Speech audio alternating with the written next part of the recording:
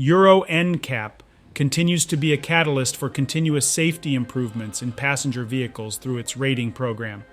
As mobility evolves through developments in technology and society, so do Euro NCAP's rating requirements.